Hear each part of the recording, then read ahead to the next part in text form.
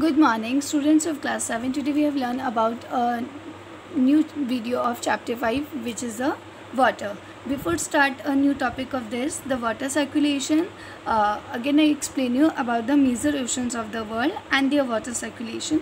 अगर हम बात करेंगे, this is a map of a world, कि हम देखेंगे कि यहाँ पे जो water distribution, we know कि we have the 5 major oceans on the earth, which are the Pacific Ocean, Atlantic Ocean, Indian Ocean, Arctic ocean and southern ocean. अगर हम बात करेंगे कि अलग अलग जो ये ओशंस है, these oceans have the all the water of our world, कि हमारे जो वर्ल्ड का जितना भी वाटर है वो इन्हीं सब ओशंस में अवेलेबल है, पाया जाता है. तो फर्स्ट ऑफ ऑल हम बात करते हैं पैसिफिक ओशन.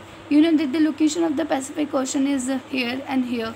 अब आप देखोगे कि ये जो वर्ल्ड मैप है, अगर दिस इज़ द मैप, लेकिन अगर हम इसे as a form of turn करेंगे तो हम देखेंगे कि it's come to be become like a ball. हम देखेंगे कि ये और ये दोनों कैसे हो जाएंगे, इंटरकनेक्टेड हो जाएंगे.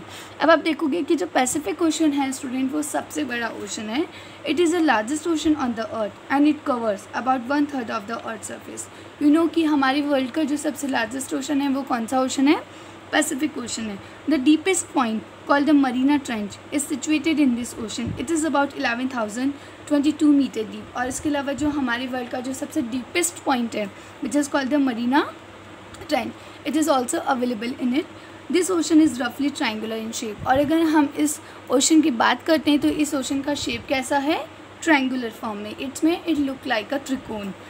The second one is the Atlantic Ocean. Atlantic Ocean is also covered into two parts, which is a North Atlantic and south Atlantic. It is the second largest ocean in the world.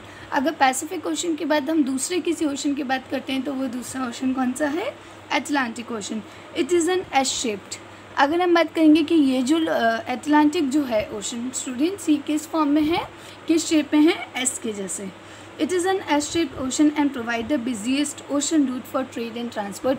और S shape का होने की वजह से ये जो ocean है ये सबसे ज़्यादा बिजनेस के लिए अच्छा ओशन है और यहाँ पे सबसे ज़्यादा बिजनेस किया जाता है. Now come on the Indian ocean. You know that कि it is named after the country India, कि ये जो ओशन है इसका नेम किस पे रखा गया? इंडिया के नाम पे. And India is our land on, India is our homeland. It facilitates trade and travel between the eastern and western hemisphere. और इसका नाम इंडियन ओशन क्यों रखा गया? बिकॉज ये इंडिया के जो पार्ट है, ये हमारी इंडिया और इसके आसपास जितनी भी नेबरिंग कंट्रीज़ हैं उन सबको ट्रेड के लिए एक फैसिलिटी प्रोवाइड करता है. दैट्स वाइट इसका नाम क्या रखा गया? Indian Ocean. And now this is the Arctic Ocean. अगर हम आर्कटिक ओशन की बात करेंगे, it's around the North Pole. ये जो ओशन है आर्कटिक ओशन, ये कौन से जोन में है? पोलर जोन में है. It remains frozen for most part of the year. And student, ये जो ओशन है इसका जो पानी है वो हमेशा कैसा रहता है? जमा हुआ रहता है. क्योंकि जो पोलर रीजन्स होते हैं वहाँ पे कैसे होते हैं? हमेशा all the through of the year कि जो रेन जो स्नो है वो बिल्कुल फ्रीज्ड होती है because of the too much winter.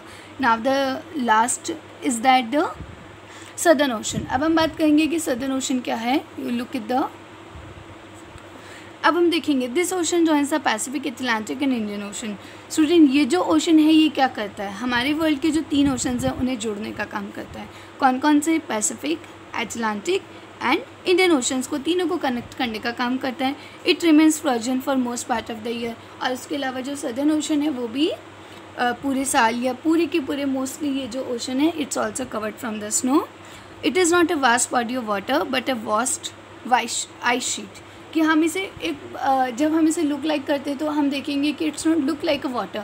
हमें पानी कहीं नज़र नहीं आता. It's look like a ice sheet, की एक बर्फ़ की बहुत सी बड़ी सी चादर सी बिछी हुई है. Now we come to the important topic of this chapter. Next topic is ocean circulation. Circulation का मतलब क्या होता है? सर्कुलेट होना, मतलब कि परिसंचरण की. अगर हम बात करेंगे कि जो महासागर है उसमें कैसी कैसी वट हम लोगों ने मूवीज़ में देखा होगा कि पानी कभी वट की हवा की तरह चल रहा है. तो these are called the circulation. हमारे जो ओशंस होते हैं बड़े बड़े, उसमें बहुत सारी एक्टिविटीज़ होती हैं नेचुरली. उन एक्टिविटीज़ को किस नाम से जाना जाता है? ओशन सर्कुलेशंस के नाम से. There is something magical about walking bare feet on the sea shore. कभी आपने महसूस किया होगा कि अगर आप कभी समुद्र पे या जो सी शोर्स है मतलब बीचेस हैं, कभी आप गए वहाँ नंगे पैर विदाउट ऑफ योर स्लीपर, अगर आपने वॉक किया होगा तो एक आपको अलग ही फील हुआ होगा. और the wet sand on the beach the cool breeze. आपने वहाँ पे क्या फील किया होगा कि जो बीचेस की जो एयर होती है वो काफ़ी कूल डाउन होती है, इसलिए हम उसे क्या बोलते हैं, breeze. The sea bird, the smell of the salt in the air and music of the waves. हम लोगों ने क्या फील किया होगा कि एक अच्छी मतलब जो लहरें हैं समुद्र की, वो एक अलग ही खुशबू होती है नमक की, विच इज़ टूटेड देयर, और वो सब एवरीथिंग इज़ सो फैसिनेटिंग, और वो सारी चीज़ें उसे बहुत ही सुंदर बनाती हैं। अनलाइक द काम waters of pond and lake, जैसे कि हम देखते हैं कि जो पॉन्ड और लेक होता है वहाँ पे तो पानी हमेशा कैसा रहता है, एक जैसा रहता है, लेकिन जो ओशंस होते हैं, ओशंस का पानी जो होता है वो बहुत ज़्यादा फ्लक्चुएट होता है, is never still.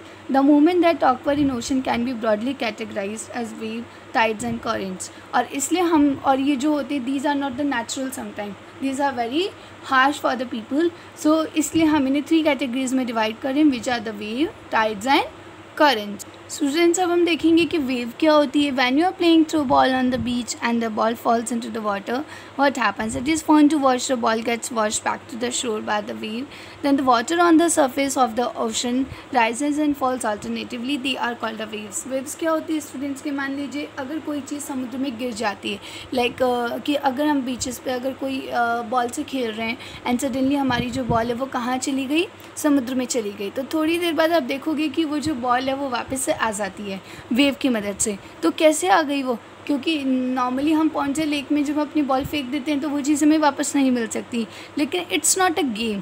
When the water on the surface of the ocean rises, ये ऐसा इसलिए क्यों होता है, क्योंकि जो समुद्र का जो पानी होता है, ओशन का जो पानी होता है, वो कंटिन्यू ऊपर नीचे होता रहता है, और जो वेव्स होती है वो हवा के साथ चलती रहती है, और जब हवाएं तेज़ हो जाती है तो वो चीज़ों को अपने साथ ले जाती है और वापस चीज़ों को वो जहाँ थी वहाँ पर छोड़ जाती है। During a storm the winds blowing a very high speed from huge wave. और लेकिन जब तूफ़ान की बात होती है कि कभी कभी क्या होता है कि जब पानी बहुत तेज़ चलता है, कि जब तूफ़ान होता है तो तूफ़ान के समय क्या होता है कि ना पानी की जो लहरें होती हैं, वेव्स होती है, बहुत तेज़ चलती है और हवा भी बहुत तेज़ चलती है। These may cause tremendous destruction and earthquake, a volcanic eruption और under water landslide can shift large amount of ocean water. और कभी कभी क्या होता है कि जब तूफ़ान आते हैं तो इनके कारण बहुत सारे डिस्ट्रक्शन मतलब विनाश हो जाता है, चीज़ें बर्बाद हो जाती हैं, भूकंप आ जाते हैं, ज्वालामुखी आ जाते हैं, या जो पानी के अंदर जो लेयर्स होती हैं वो सब कैसी हो जाती हैं, टूट जाती है। इसके कारण क्या होता है, as a result huge tidal waves called tsunami. और कभी कभी क्या होता है, जब पानी के साथ साथ बारिश भी हो रही होती है, वॉल्केनो इरप्शन भी हो रहा होता है, ज्वालामुखी भी फट रहे होते हैं और भूकंप भी आ रहा होता है, तो इन सब की वजह से जो बड़ी बड़ी वेव्स क्रिएट होती हैं उन्हें क्या कहा जाता है, tsunami. That may be high as 50 metre, और ये इतनी बड़ी हो सकती है 50 मीटर तक भी। इस form the largest tsunami ever measured was 150 metre high. These waves travel at a speed more than 700 kilometre. And student उसके अलावा अभी तक वर्ल्ड रिकॉर्ड के अंदर जो सबसे बड़ी जो मेजर की गई है सुनामी की वेव, वो कितनी है, 150 मीटर हाई, मतलब हमारे घर को 15 टाइम्स ऊँचा कर लो। और इनकी जो स्पीड होती है चलने की वो कैसी होती है, 700 kilometre per hour. The tsunami of 2004 cost widespread damage in the coastal areas of India. The Indra Point in the Andaman and Nicobar Island got submerged after the tsunami. और हमारी इंडिया में भी ऐसे कुछ सुनामी आई थी in the year 2004। उस समय क्या हुआ था, हमारे जो इंडिया के जो 2 ओशंस थे, या जो 2 हमारे द्वीप थे, वो सब क्या हुए कि वो टूट गए थे और वो दोनों मिलके सेम हो गए थे। अगर हम बात करेंगे तो नाविकम ऑन टाइड्स, हम देखेंगे टाइड क्या होते हैं। The rhythmic rise and fall of ocean, water twice in a day, is called a tide. It is high tide when water covers much of the shore by rising its highest level. It is low tide when water falls to the highest level and recedes from the shore. अब हम देखेंगे कि Tide का मतलब क्या है। Tide को हिंदी में क्या कहा जाता है स्टूडेंट, ज्वार भाटा। यू नो व्हाट के जो समुद्र के अंदर क्या होता है, जो सुबह और शाम के समय में दिन में 2 बार, मतलब कि यू नो व्हाट की एक नेचुरली एक नियम है कि जो पानी होता है वो काफ़ी ऊपर तक जाता है। यू नो जो वेव्स होती हैं वो काफ़ी ऊपर से उठ कर जाती हैं, और जब ये धीरे धीरे अपने हिस्से को, ये जो वेव्स होती है, बिल्कुल पानी जो होता है वो काफ़ी ऊपर लेवल तक चला जाता है, तो इस लेवल को क्या कहा जाता है, टाइड कहा जाता है। और वापस से जो पानी होता है उसे वापस से नीचे आ जाता है। जब पानी ज्वार, मतलब यू नो व्हाट दैट, कि जब पानी राइज अप होता है, rising to the highest level, जब पानी नीचे से ऊपर की तरफ जाता है तो हम उसे क्या बोलते हैं, highest level of the water, highest मतलब ज्वार। और जब पानी वापस से कुछ ही टाइम बाद वापस से नीचे आ जाता है तो हम उसे क्या बोलते हैं, लोवेस्ट लेवल ऑफ वाटर, और इसलिए उसे हिंदी में क्या कहा जाता है, भाटा। और इन दोनों वर्ड से मिलके जो नया वर्ड प्रोड्यूस हुआ वो क्या हुआ, ज्वार भाटा। When the water is rising open that which is called the jowar, and वापस से वो पानी जब नीचे आ जाता है तो हम उसे क्या बोलते हैं, भाटा। नाउ ये तो हमें समझ में आ गया कि ज्वार भाटा क्या होता है, लेकिन ये ज्वार भाटा आते क्यों हैं, हमें ये भी तो पता होना चाहिए। The strong gravitational pull exerted by the sun and the moon on the earth surface cause a tide, कि हमारे पे जब सूर्य और चंद्रमा होते हैं, जब सन और मून होते हैं, यू नो व्हाट, कि हमारी अर्थ के अंदर क्या होती है, ग्रेविटेशनल पावर है, जो कि किसी में भी नहीं, गुरुत्वाकर्षण। तो क्या होता है कि हमारी जो सूरज और चंद्रमा होते हैं, हमारी अर्थ के पास तो ग्रेविटेशनल है, लेकिन जो सन और मून होते हैं उनके पास भी ग्रेविटेशनल पावर होती है। तो जब सूरज क्या करता है, जब पृथ्वी का जल चंद्रमा के निकट होता है तो आप देखोगे कि जब रात के समय, अब हम देखेंगे कि जो ओशंस का जो वाटर होता है वो किस टाइम ऊपर होता है, मतलब ज्वार कब होते हैं और भाटे कब होते हैं। The water of the earth closer to the moon gets pulled under the influence of the moon's gravitational force and cause high tide। हम देखेंगे कि जब रात के समय, you know that at the time of night, की जब ना मून आता है तो मून की जो रोशनी होती है या जो सनलाइट होती है, जब मून आता है तो उसकी वजह से उस समय जो वाटर ऑफ द ओशन होता है वो कैसा होता है, राइज अप होता है। और उस टाइम क्या होता है कि हमारी जो मून और जो होते हैं बिल्कुल कनेक्टिंगली होती है, तो इस वजह से उस समय क्या होता है कि जो पानी होता है वो काफ़ी ऊपर की ओर चला जाता है।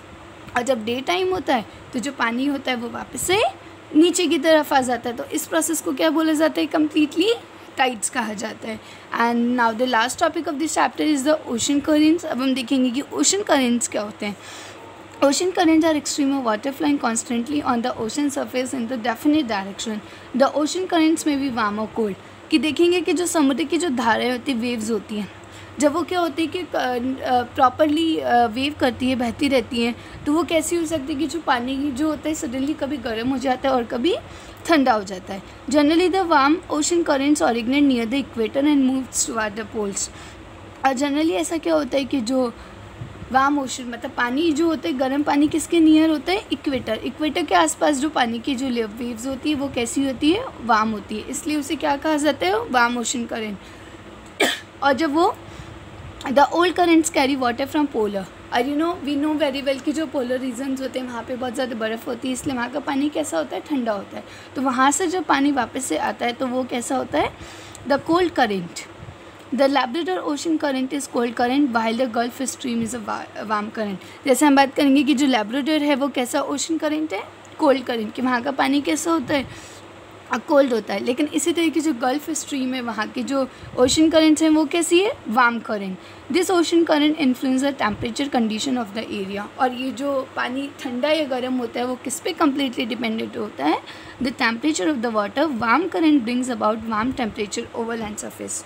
कि पानी कब गर्म होगा, जब इस एरिया का टेम्परेचर कैसा होगा, हाई होगा। The areas where the warm and cold currents meet provide the best fishing grounds of the world. और देखिए स्टूडेंट्स, क्या होता है कि जब जिस एरिया पे पानी ठंडा और गर्म एक साथ मिलता है तो वो बेस्ट पार्ट होता है किसके लिए, फिशिंग के लिए। वहाँ पे मछलियाँ बहुत ज़्यादा ग्रोन अप होती हैं। Seas around Japan and the eastern coast of North America are such example of it.